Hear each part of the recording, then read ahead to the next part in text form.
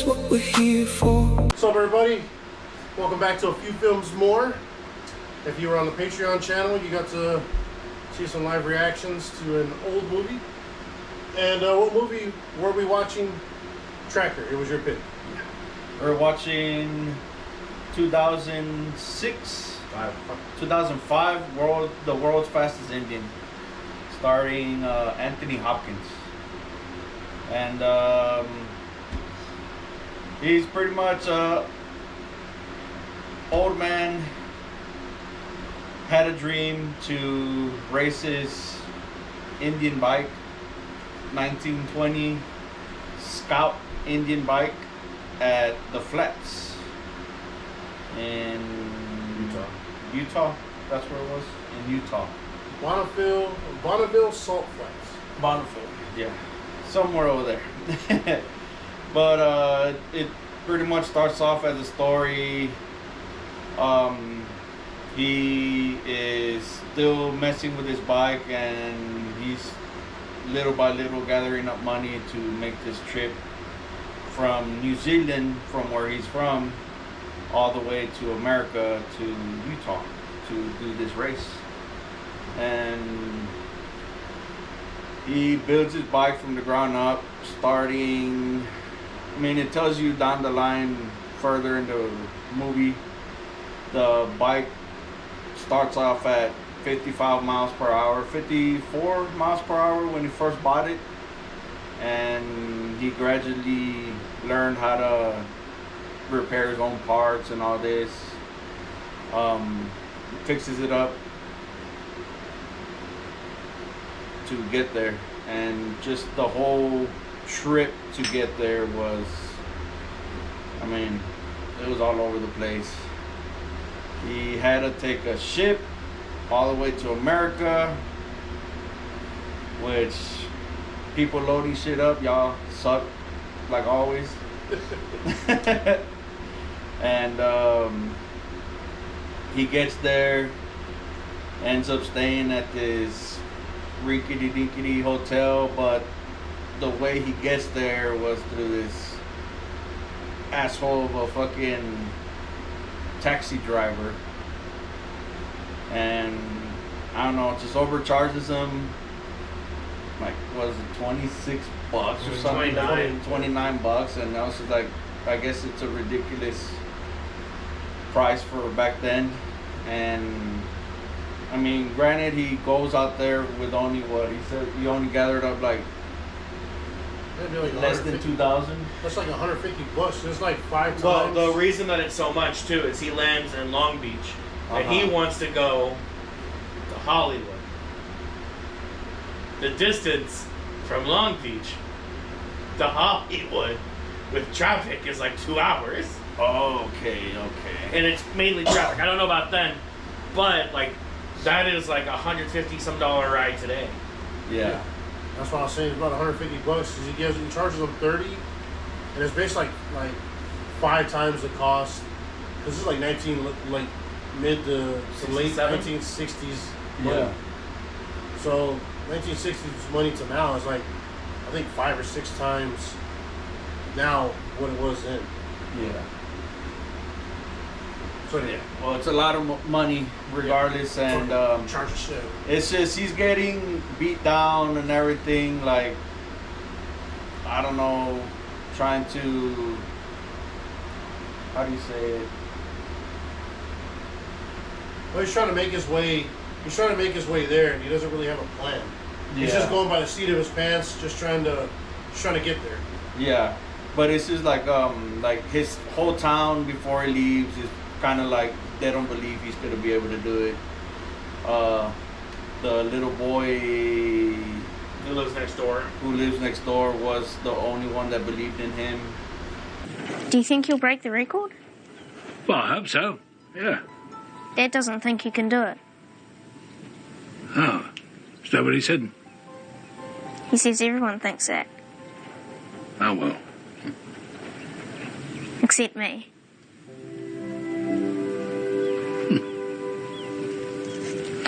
Ah, you're good. Good boy, Tom. And, I mean, not even his chick believed in him. Well, His New Zealand girlfriend. Yeah, his New Zealand girlfriend. Yeah. which one?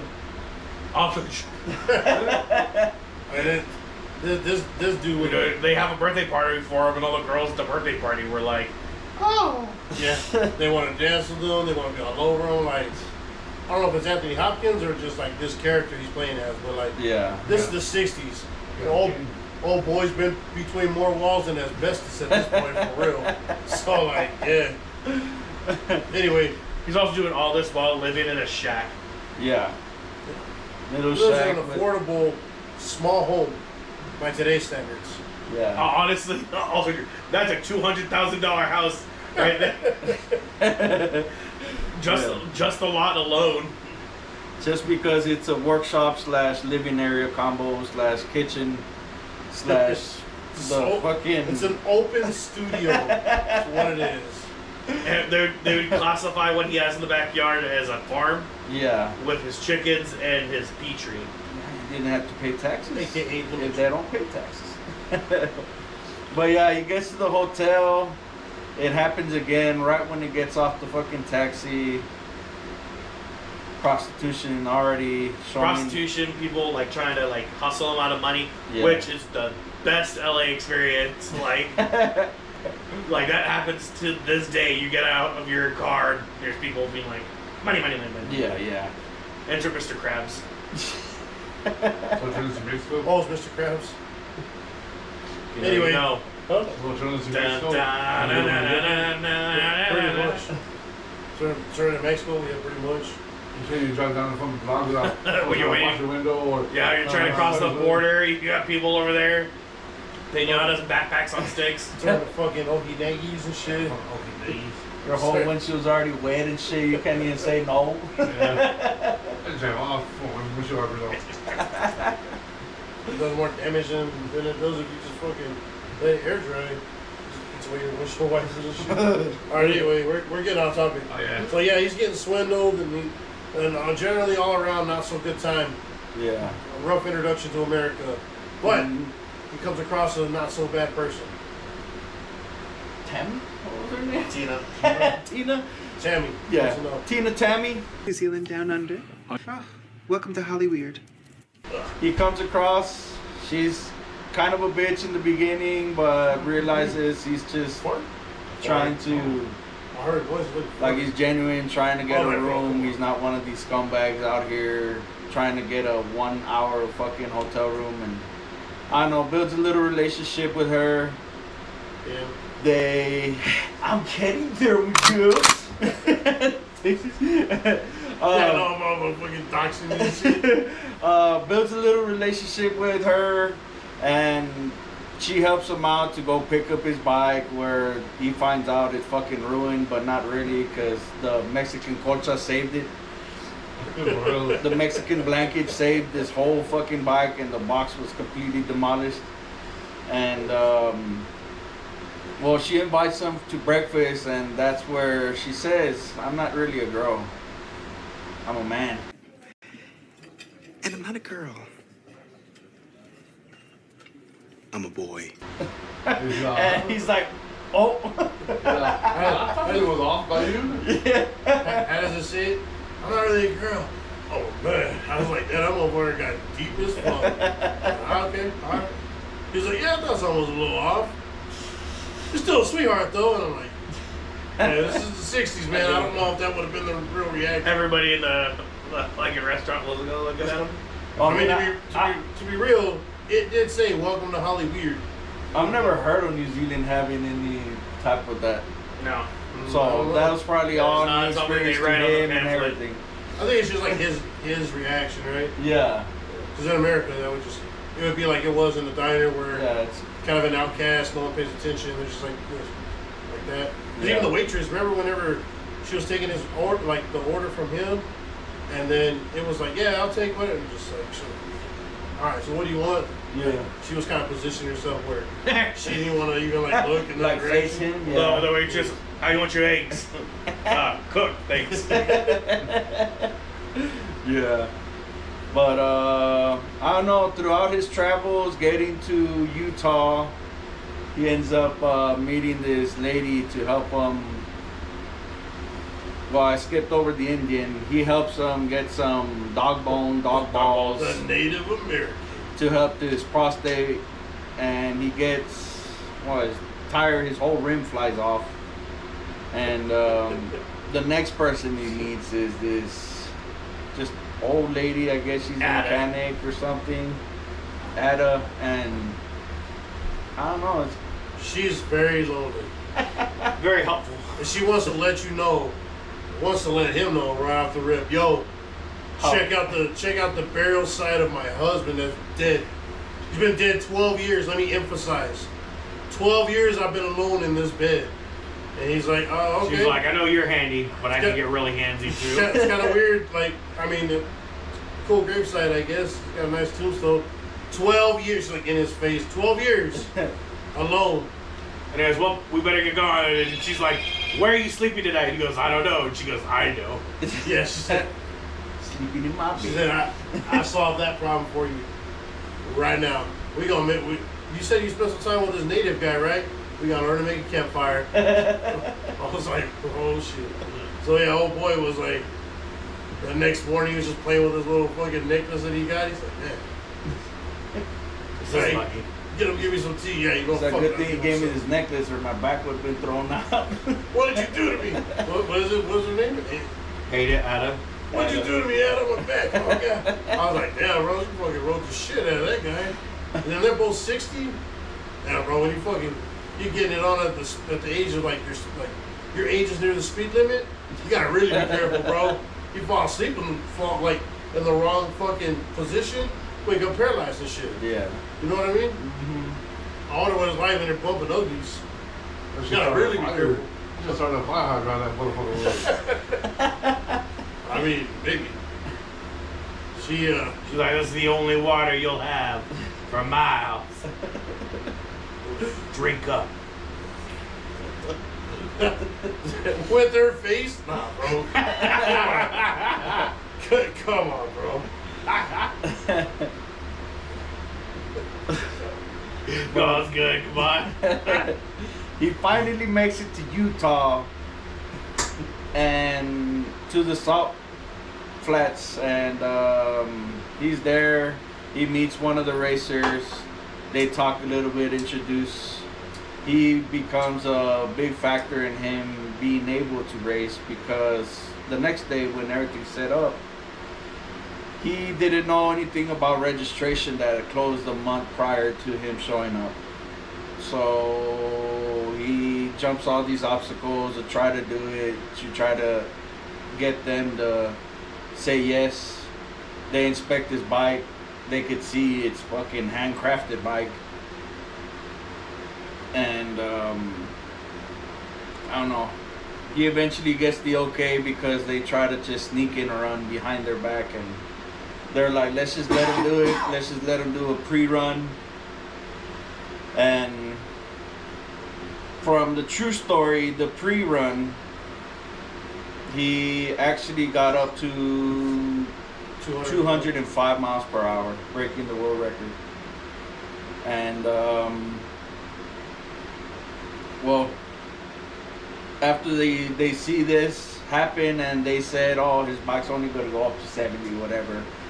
Well, he starts going past 70. He starts going, like, just flies by them. 90.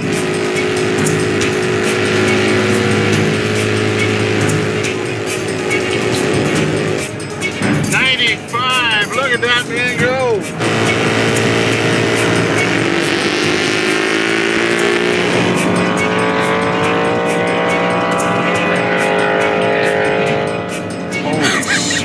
He's leaving it behind! What the hell is that old guy up to? Nobody told him he could give it everything. Well, I guess that solves the question of whether or not he can handle it. Doing 95 and he left us in the dust. Woo! Look at him go!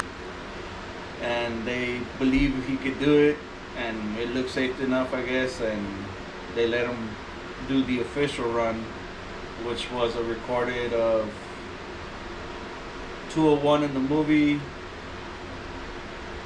In real life, I think it was 286. It was 180. It was 180. No, it was 186. 186 miles per hour Because his son, was the official. his son was record. like, "Hey, there's a calculation error. My dad didn't go 201. He went 186 and some change." And everybody was like, Fuck "Cool, you, man. all right, cool. You know what? We're gonna make it where no one else can race in this division. Then fuck it. We're gonna close it. He's gonna be the only guy with that record." Mm-hmm. He still has it to this day. So I don't really know if that's how that went down, but when I read the little cheat sheet, Yeah. that's kind of my interpretation of it. Yeah, because they also didn't correct it until after he was dead. Yeah. Mhm. So I mean, the best part is at least that guy lived his whole life like hell yeah, 200 miles an hour. Yeah, nobody's beating my record yet. Yeah, you know, honestly, thinking about it, it might have been the karma or fucking some dead dude's wife. Like, this guy's like, you know what? I'm gonna wait till you die. And I'm gonna take something away that you love. Your record. I mean, maybe. See, Maybe. he didn't think that 200, like 200 whatever mile per hour. He didn't think that was going for his Landspeed record. He thought that 200 was the amount of women he actually fucked. I was trying to. Just drop that. Just drop that down. That don't work for me, brother. That don't work for me, brother. But yeah, second day, he races, burns the shit out of his leg, but ultimately does beat the record.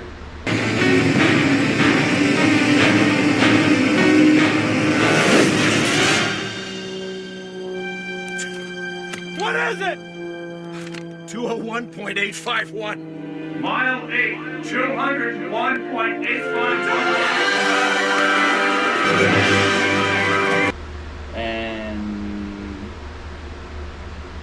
that's pretty much it. He lived to fulfill his youth's dream of racing out there. And in real And life, it he took him goes so back like long. 9 times. Yeah. Yeah.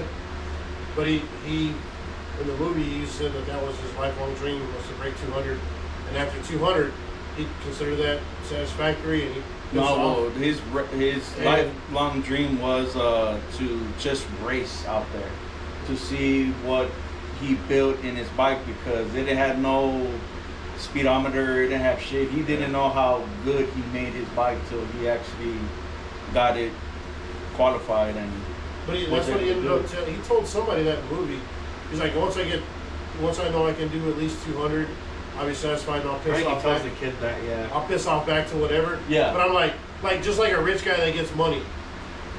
Yeah. You get a you get a fatter check. You're like, hell yeah.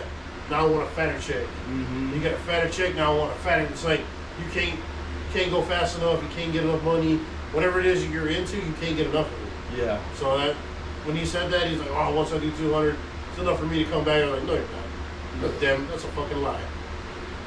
Well, in the movie, he hit it, and he did come back. Yeah, 9 more times. Yeah, Really. and then went back 9 more times, Just making the neighbors And he life meant hell. 8 out of each time. I was about to say, hit that both ways, coming and going. How many times did they go, boy, this is just a story of one. Oh boy got laid like probably 3 or 4 Every times. time he stops it, he goes, it's been a whole 15 hours. I need a... Make me some tea. She's like, nah, never mind. He's like, tea means something else in New Zealand. Yeah, that's what I was gonna say. Alright, well, But yeah, that's pretty much the summary of the movie. Check it out. what do you think about favorite scenes? Danny, what was your favorite scene? Or what was the scene you really liked? Here's the part when he finally buy that car, let me drive. And he ends up fucking driving on the wrong side of the road because where he's from, he's driving on the wrong side of the road all the time. Yeah. And scared the shit out of what's his name? Mencia. Yeah. Mencia from El Salvador. What about you, JD? What's your favorite scene?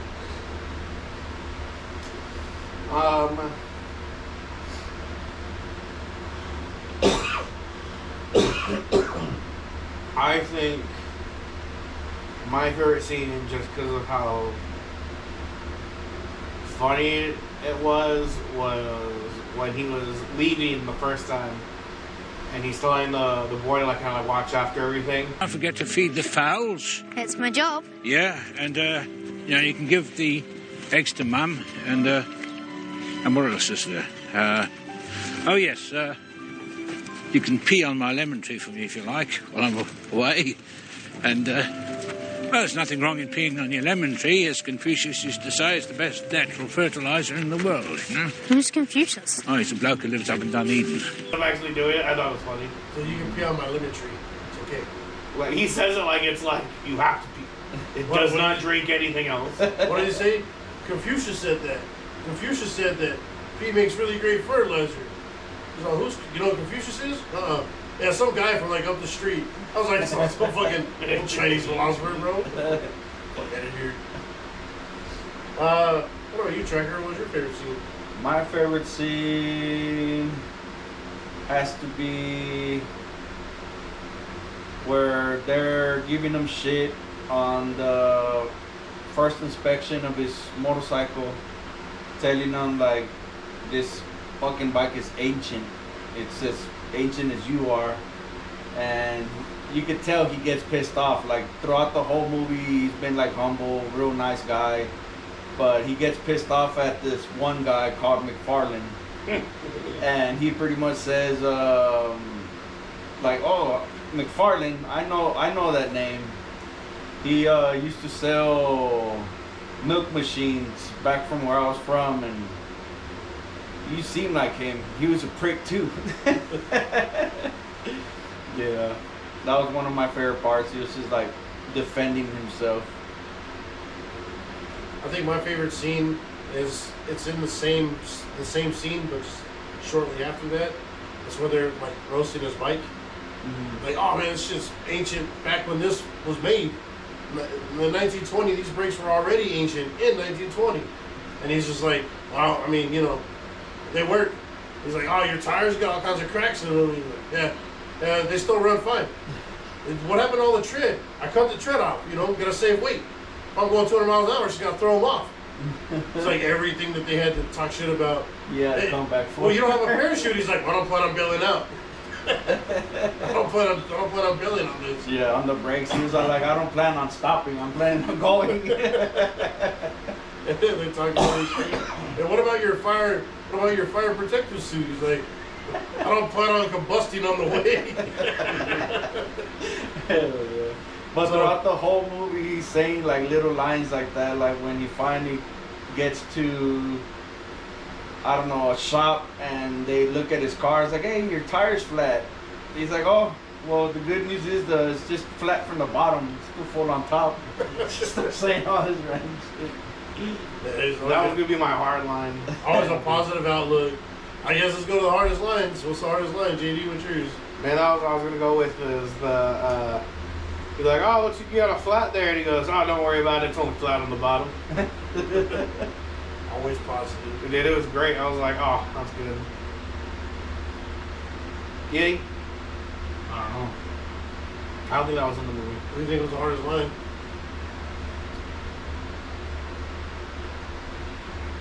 Yeah, if you don't have one, you don't have one. That's fine. Can't think of one now. He was the hardest line. I think my hardest line has to be when he's talking to the neighbor, the little boy. If you don't follow through on your dreams, you might as well be a vegetable.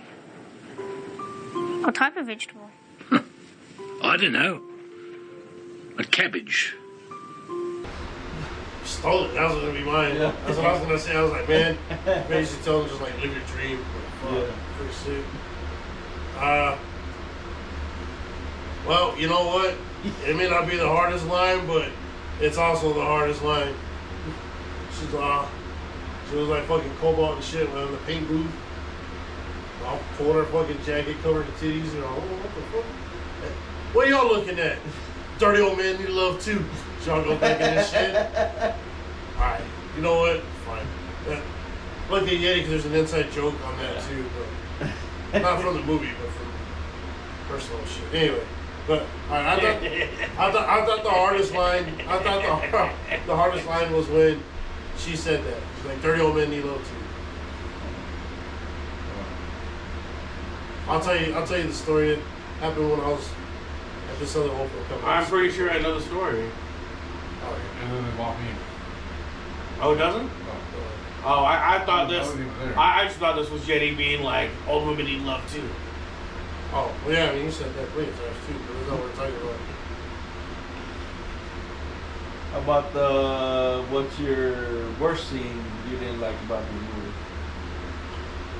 My least favorite I thought was kind of dumb was that I didn't care for, or was kind of dumb, I guess. What I didn't care for was the fact that, like,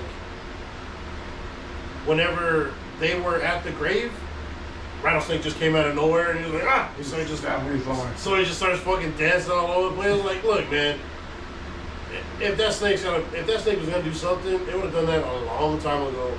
That shit would not have just rolled up to you and be like, oh, hey, there's a person here. Let me just like hunker down and start rattling at them. They wouldn't do all that. If you know anything about rattlesnakes, they don't do that shit. The rattle would have been enough. You would have stepped back and the snake would have been fine. Yeah, he would have took off. And bust tails don't give you no problems. In the whole movie, that was it. Like, that's the only part I didn't really care for. Well, there's another part too, but the scene that I didn't care for was the stupid beach race. These like bikers come in on his birthday and like ruin the party, and they're like, "Hey, yo, I think I can ride my bike faster than you." And he's like, "Oh, okay." And they go down to the beach and like, great. And I'm like, there's so many other ways you could have like set this up. It was just so dumb. Like these guys came in like they're tough guys. Yeah. Like they're the Hell's Angels of New Zealand. And they got their stupid accent. They're like, "Oi, you burped my bro."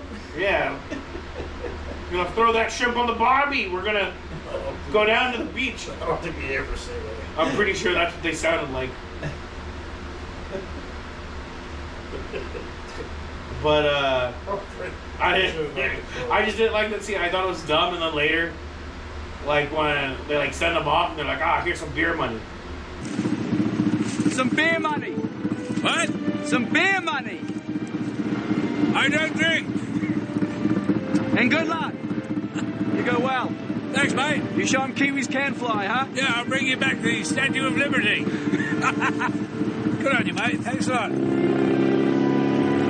And give him back the money. And I go, "This is so dumb. You just took this man's $100 for nothing, and then gave it back." Like, I was like, "This is dumb. You and your cartoon money."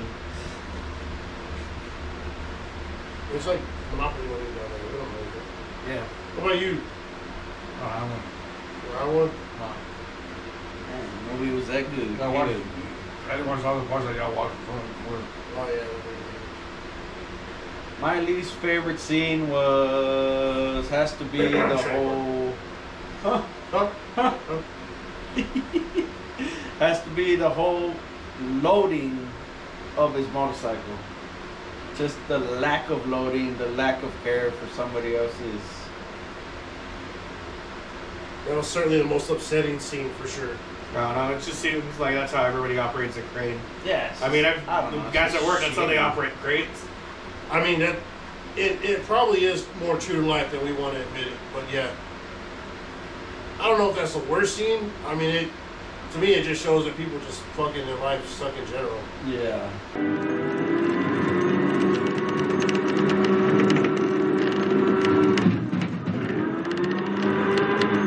Hey, not so fast. Lucky. Yeah. Take it easy, mate. So, I mean, that's the only one I can come up with. I like this movie a lot. They should have them. Yeah. You watch it, you're like, bro, what the fuck are you doing? Yeah. I mean, they don't know the backstory behind that he spent his whole youth building this bike to what it was for them just to throw it like it's nothing. Except for the ratings. Where are we at on the ratings? Danny, what do you rate the movie? I think you 4. Go to 4? Yeah, the parts I seen, I liked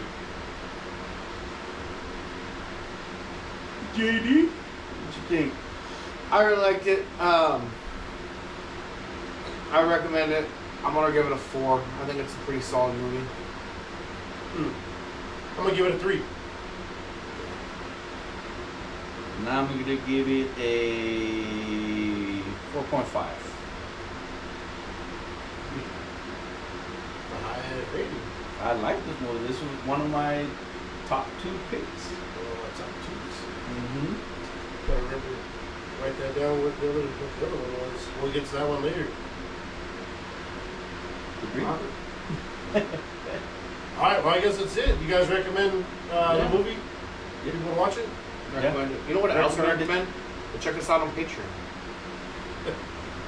I mean, you can watch us watching it on Patreon. Later on, we'll do like the whole movie.